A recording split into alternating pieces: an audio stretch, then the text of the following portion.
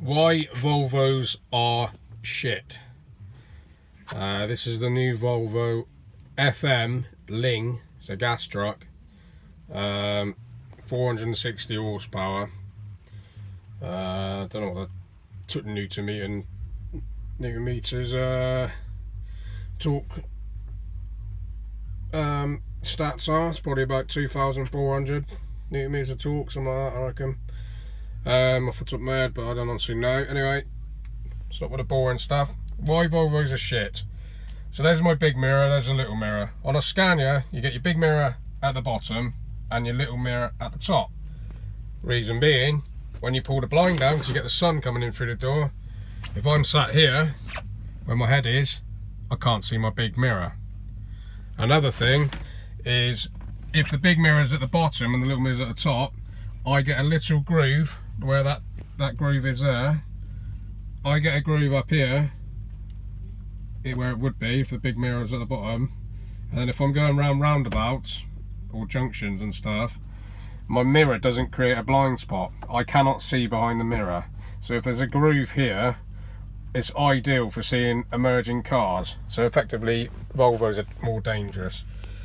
Other things, the steering wheel.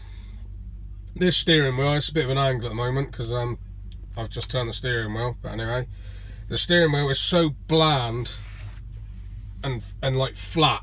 They had this style of steering wheel on their 7.5 ton trucks probably 10 years ago, apart from a few button updates, and that's it.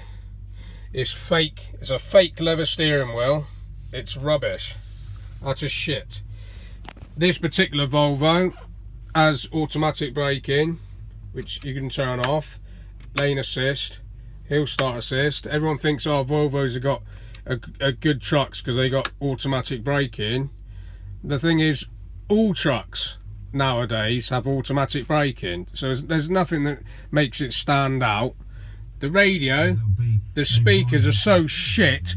If I take that cover off, you could get a better speaker at Halfords, an auto store in the UK.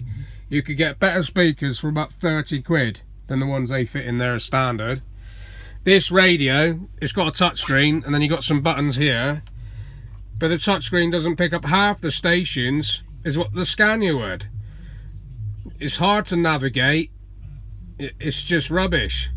The sound system itself is just really poor quality compared to the Scania. Scania have a paddle shift as standard. On the paddle shift is the engine brake retarder, like here. This would be a paddle shift on a Scania. This isn't a paddle shift. This is just an engine brake retarder. Down below it is your indicator stalk. You're driving along, you go to use the retarder, sometimes you might press the indicators by mistake. Or, oh no, sorry, this isn't the indicators. This is the windscreen wipers. I don't even know which way round they are. It's so shit, this truck. This is the windscreen wipers. But you see, driving down the road, you want to use the retarder, you're going downhill, you put the windscreen wipers on, or vice versa. You know, you want to put the wipers on, you put the retarder down by mistake. Really poor quality design. Most trucks will have an engine retarder like the Actros and the Mercedes.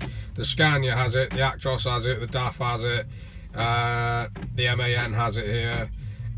This is also a paddle shift on all those trucks. But on the Volvo, normally they'd fit an I-shift lever here, which would be probably quite fun. But Volvo didn't spec it with this one. There's no gear changes whatsoever. In fact, there's no manual mode. This truck's completely automatic. And if I want to change gear, I've got to take my foot off the throttle, press up or down to do it. It would go up a gear, but it won't go down a gear unless you take your foot off the gas. And there's a hold button so you can hold gears. But it has a tendency, it wants to change gear, down gears, at 1,000 revs, which is the lowest torque band in the rev band. This is the lowest maximum torque is 1,000, something like that. But anyway, it's too low basically. It wants to always be in the highest gear possible.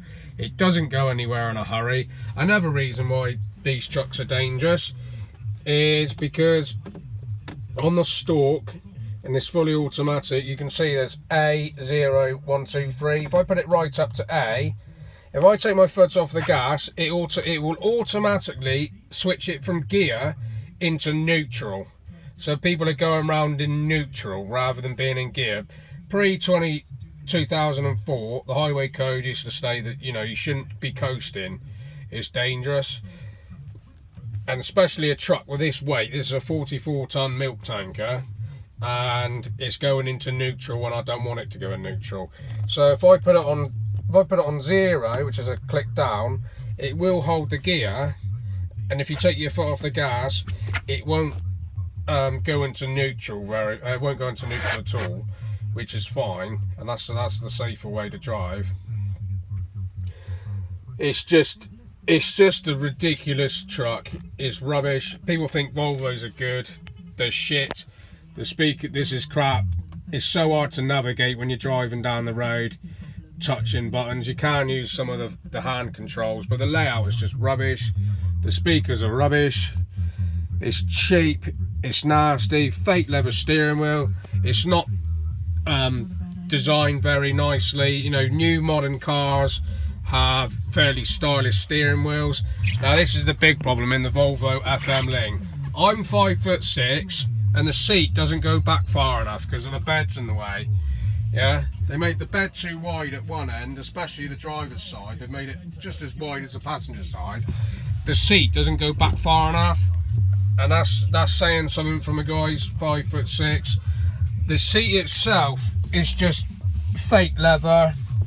The positioning, like there's on the lumbar, there's constantly like a bulge that doesn't go away, and you press the button to take the air out of the lumbar, and it just doesn't deflate far enough.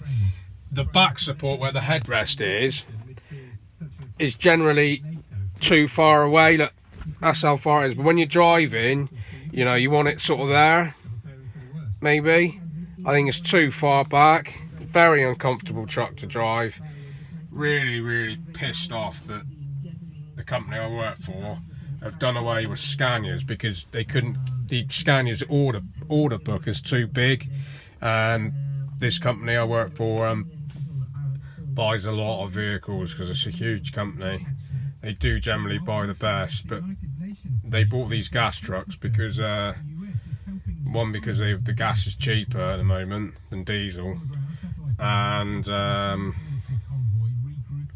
the European Union funded a gas tank at work, so they incentivise the company to get gas trucks. But this is a really shit poor quality truck to drive. Just the steering wheel, fake leather, really bland in design. It's not stylish at all compared to the Scania. Scanias have leather steering wheels as standard. They're ergonomically designed, and you get better seating positioning. So if you want to sit back a bit further, you can do. If you want to sit lower, you can do. And if you want to sit higher, you can do. The lumbar support is great. You don't just get one function like on the Volvo. There's 2 settings. Heated seats are standard. Much better position. Much better side support. The list just goes on and on and on with Scania. Scania is just the best truck you can get. The best truck. It doesn't drink AdBlue like a lot of other trucks. Another thing is with Scania, you get, as I said, you get the leather steering wheel as standard. It's also ergonomically designed, but you get electronically assisted power steering. With a Volvo, this truck, you do not get that as standard. With Scania, you get the paddle shift, the leather steering wheel, the better sound system, easy to navigate system. You get so many things as standard with Scania. With this Volvo, you get none of that. It's just junk. It's rubbish. Another thing with a Volvo is there's no buttons to raise and lower the back of the tractor unit to hitch up the trailers. So you've got to rummage around for this remote. In the Scania, you get a remote and you get buttons. So it's just a cheap truck.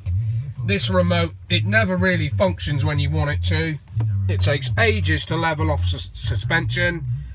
There's utter no reason. When it's raising suspension, there's no indication on the dash of how high it's going or how low it is. Really, really poor design. Really shocking in this day and age. Even like I said about the wing mirrors, the mirrors being the wrong way round, including that. Look, it's just mounted on a bar, a metal bar. I mean, that design has been and gone. Shit. It looks rubbish. It's just Volvo just haven't designed these vehicles very well. I don't think their staff really give a shit anymore. Most of the staff, the female staff, are probably on birth control pills, and they say, "Oh yeah, we can't have drivers driving properly. We need to do it for them. We'll make it automatic. We'll make the steering wheel the same." They don't want to make anything nice anymore. Yeah. Whereas Scania does it right, and they've done it on the last gen Scania, the older gen. I'd rather drive that than this fucking new shit rubbish Volvo. This Volvo is shit. Handling's rubbish, the steering's rubbish, the seating position's rubbish, the radio's rubbish. There's no buttons. They've taken the buttons away because it's cheaper not to have buttons.